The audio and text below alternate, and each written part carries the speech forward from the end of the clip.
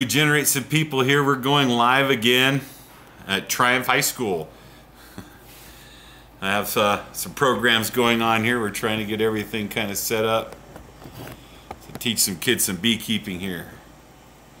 All right, let's see if I can adjust this camera here. Very bad connection from YouTube. All right, so we got people logging in. Hey, this is Bee Friendly Company. I'm Michael Jordan with A Bee Friendly Company in Cheyenne, Wyoming. It's Tuesdays and Thursdays during the week. This will probably be the last one until January. I got a lot of stuff to cover real quick. I'm glad that you're tuning in. Remember, you can always leave your questions down in the comment area. We can get to those and I can answer them during the week, right after the session, tomorrow morning. If you have any questions, please fill out them in the comment area. The other thing is that I'm doing this at Triumph High School. I have to give them the proper shout out that we are doing a beekeeping program for Triumph High School. And that's one reason why we're doing all this.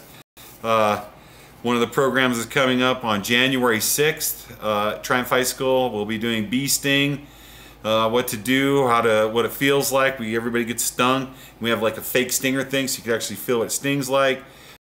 We're learning some glossary terms and see what we can. Of course, these classes are free and donation. So if you ever want to come and check it on out and see what we're teaching here at Triumph High School, that's cool. The first one on January 6th will be the glossary and bee. The movie Silence of the Bees. It's beginning of winter of 2006. Millions of bees vanished from their hives without a trace. This documentary covers the dollars and billions that are left across and how researchers are pollinating around the world. So come for that in January. So I'm giving that shout out for Triumph High School and our beekeeping program. Once again, thanks for tuning in. A Bee Friendly Company here. My lunch break, we're going to shoot out some information real quick on budgeting. I was going over some stuff with the kids, as you can see behind me as we were writing down what's it going to cost us to start having these. That we got a grant. We're hoping to start funding this a little bit. This is one of the few programs that's ever been introduced into, I think, any school district that happens to be that if this becomes sustainable, right, that the bees are regenerative and they can produce their own, that we will be able to use that money to keep funding a culinary arts academy here. With the Culinary Arts Academy, we'll produce products that will then fund the bees, that will fund the school, that fund more products. So hopefully we're letting the bees keep funding the program here at Triumph High School. And one of the topics we're going over is the budget and the budgets of your bees and apiary. Now on this topic board on my Facebook page at Michael Jordan at Facebook, you can see how I've listed down kind of some topics that we set down, like hive setups and stuff like that.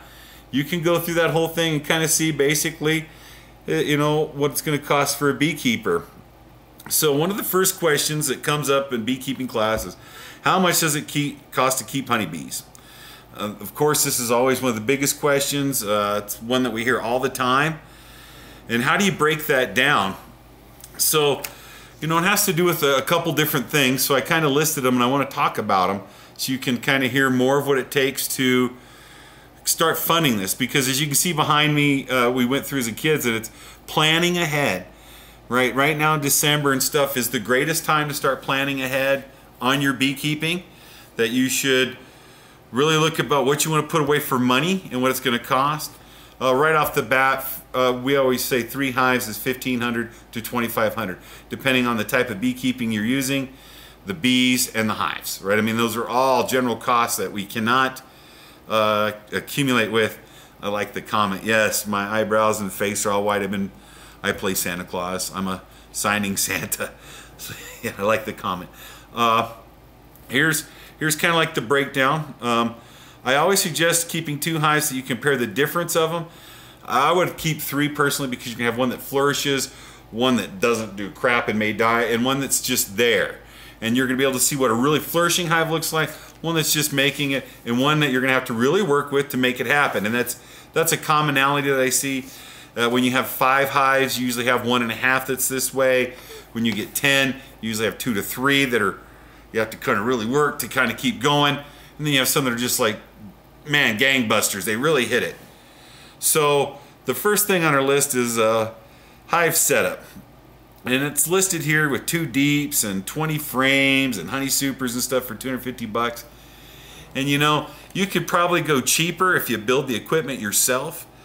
And if you buy complete like beginner and starter kits, you know, you can get a lot more even veils and other equipment with it. If you go to like Man Lake, Dannett's, Brushy Mountain Bee Farm, Western Bee Supply, AB Friendly Company, Prairie Wind. I mean, there's many dealers, and it depends on your location. Always try to go local. And if you can't go local, try something like Man Lake that's a co-op. They're employee owned, and the employees are beekeepers. So that's like a huge plus. And I don't get anything from Man Lake saying that, and I wish I did. They're a great company. But when it talks about hive setups and stuff, I even got that on a bigger cost breakdown. That you may have to rototill an area. You might have to put some tarp down, some white rock, build some air barriers, some wind breaks, set up some watering stations. So you know that initial cost of even a site setup might be $200, depending on what you have to do to set up your site to make it safe and secure. Because remember, if you're dealing with public, you got to have it safe. And if you're dealing with predators and people, again, vandalism and other things like that, you're going to have to make a secure site location. So the hive setup is different than, I think, the hive stand, which could be an additional cost, depending if you're just throwing pallets on the ground or cinder blocks, or you're getting a good stand from like our stands here at Triumph High School will be made by Freeman Family Farm out of Calhoun, Colorado. They're about $60 a stand, 500 pounds, and I can put up to 30 hives on a stand or 2. They're a great mobile stand, heavy hitter, but I'm paying $60 for them.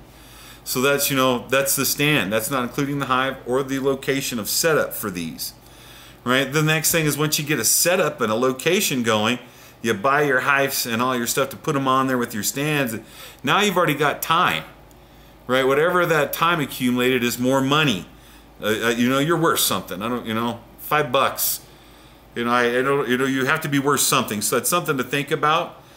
So as you're setting up your location, buying this hive stand and putting these hives on it, you still have to locate bees, and bees are another $150, depending on what's going on here.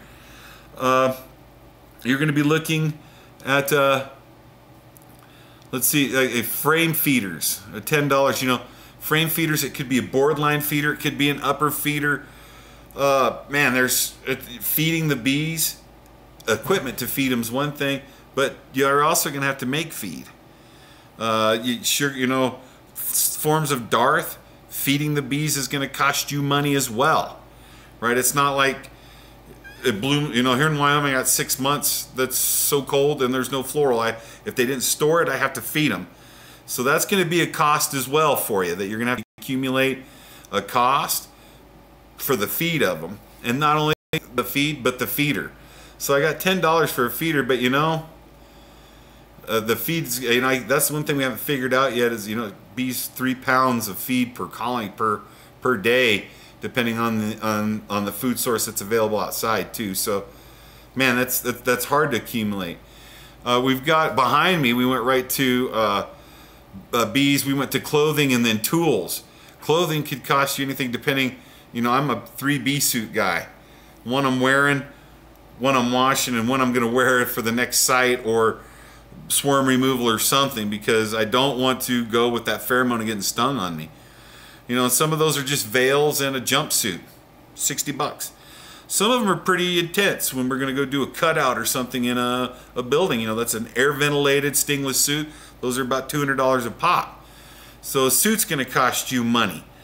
Not to mention equipment, bee brushes, smokers, frame grabbers, hive tools, spray bottles, grafting equipment, honey extraction. I mean, the more that you get in depth as you keep going, tools will start costing you more money. And then I think one that people really don't consider is the thousands of dollars some people spend in books, education, failures. You know, it's commonality. It's just like when you get chickens, you're going to lose chicks.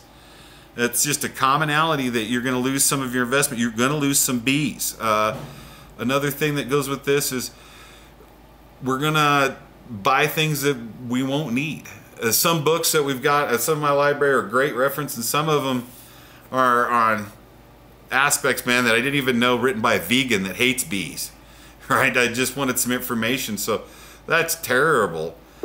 So there's also education that goes on, and that depends on how often you want to go and the type of beekeeping that you're using.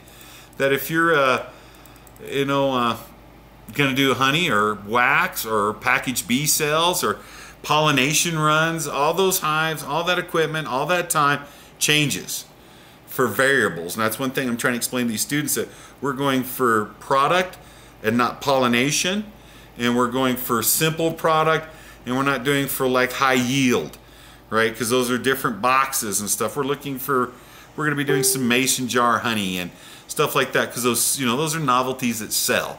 And I think that's what we're trying to teach these kids, is to be good beekeepers, right? And to produce a good product from being a good beekeeper.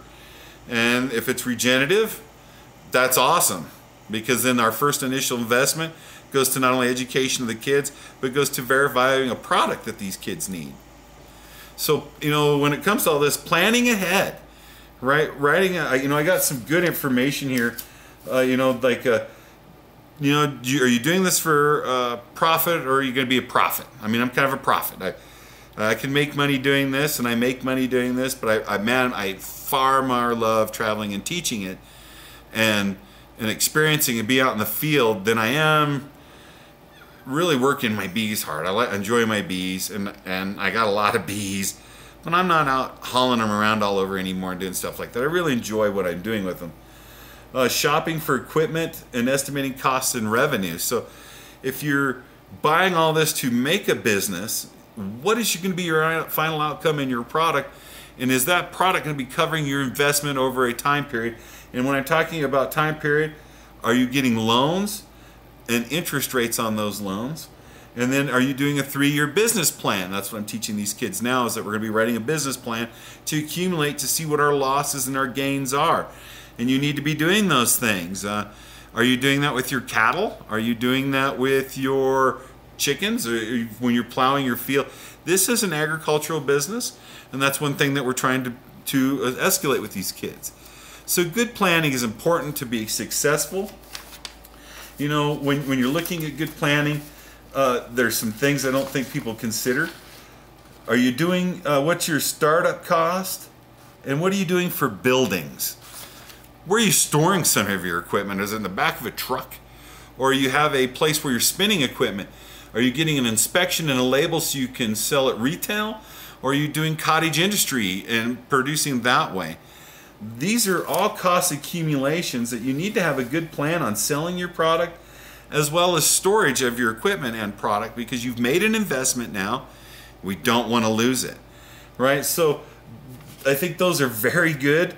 We're going to go right into new beekeepers need to consider the following before purchasing honeybees and the necessary equipment to keep them. The number of colonies do you want to start with? We're already talking about $500 investment per hive.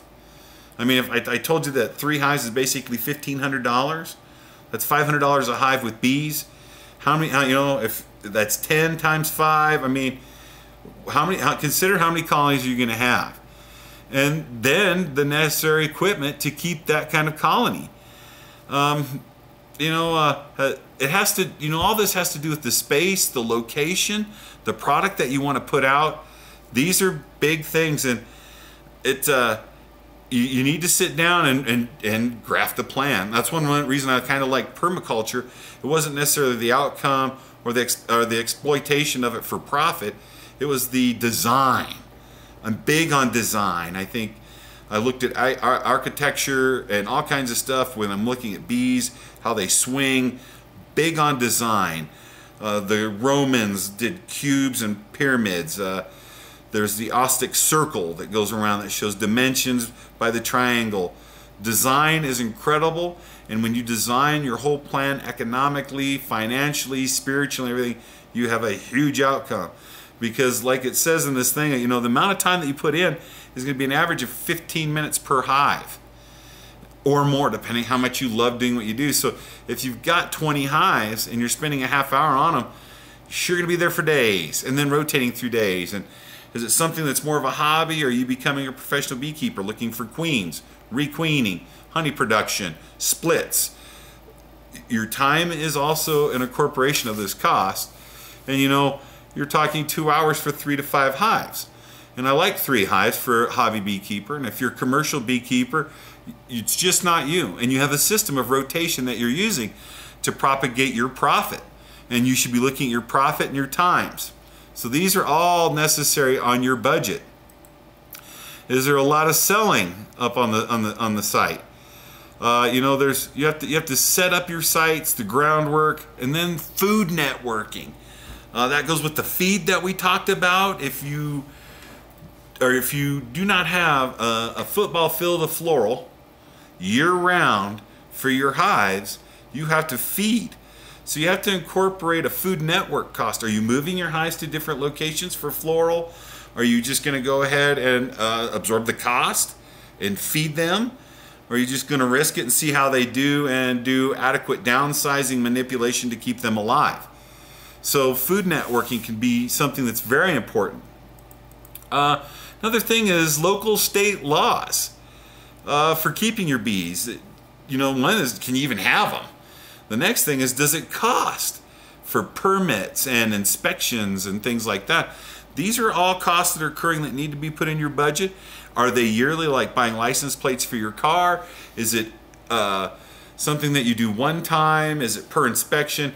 These are all things that you have to consider. And I think one of the last things you need to consider is your pest management. Do you need to invest a little bit more money for bear fencing, ant control? I mean, there's a lot of things like that I think that you need to consider, and that's on an individual level, right? Are you a treatment-free beekeeper, and if your bees die, I just absorb the loss and I invest more money on bees? Or am I going to spend some time growing rhubarb and grinding it down, getting the oleic acid out of it and putting it in there and try to do as natural as I can? Or am I fumigating with oleic acid crystals and hooking a battery up? And those are costs plus time to pest management. I just talked to a great mentor of mine named Andrew Coit. He's the New York beekeeper. If you've never known him or seen him, you should look him up. He has movie shows. He's the New York beekeeper. Hotels hire him to put bees on their roof. In fact, he's the only working beekeeper that's all he does. He doesn't have any other job. He's the only one in New York that way. Many beekeepers in that area compete against him, but he's the only one that's full-time downtown, down by the public transit station, selling honey. Man, he's a great guy. And his biggest problem in pest is Varroa destructor. He says Connecticut, he says it's hard and you have to combat them, and it's a cost and it's time. So those are some things I wanted to shoot out real quick about budgeting. You have to budget how you're going to build your site, the types of stands and hives you're going to use, the types of bees that you'll be purchasing, the time that you'll be putting in, the type of food that you're going to be putting in, the education, as well as equipment and safety apparatuses, as well as what kind of food and time you're going to use to do that. Really spend the time, make a budget, see what you can do on your financial ends to make sure that you're a great beekeeper. Planning ahead and following through on the plan is hard. But once you got it and you really start through with it, it's easy to complete. And it's easy to keep you on a good schedule. We teach the 9/11 method of beekeeping, and we use the M3 hive. The system is made for our beekeeping skills for population growth and product production. We're not a pollinator. The hive can be used for that, but we're not educating the kids at the Triumph High School on that. We're looking to produce a product. So really get your plans down on how you're going to budget your bees. Find out how many colonies that you want and see what kind of education it's going to take to get that going. I'm going to span through right now. We'll look to see if there's any questions real quick. Andrew Smith, Peggy, David, Doris, Tom, right on. He's from Small Scale Living. Matt, Matt's a professional mead maker, man. Matt Weed, hey. Thanks for joining, man. Great mead maker. We'll get through here. Daniel Seed, Sean Brown. If you've tuned in and logged in, hopefully this is helping you out. Craig Burns. Spend some time. See what you can afford. See if you can build the equipment yourself. Look at some of our past videos that we've done live. We talked about not only costs and stuff, we did talk about buying used equipment and how to fix them, how to treat them, and how to inoculate them so you could use them again. So keep tuning our audio. We do Tuesday and Thursday with the incorporation with the Triant High School program. We got January 6th here. February 3rd, February 24th,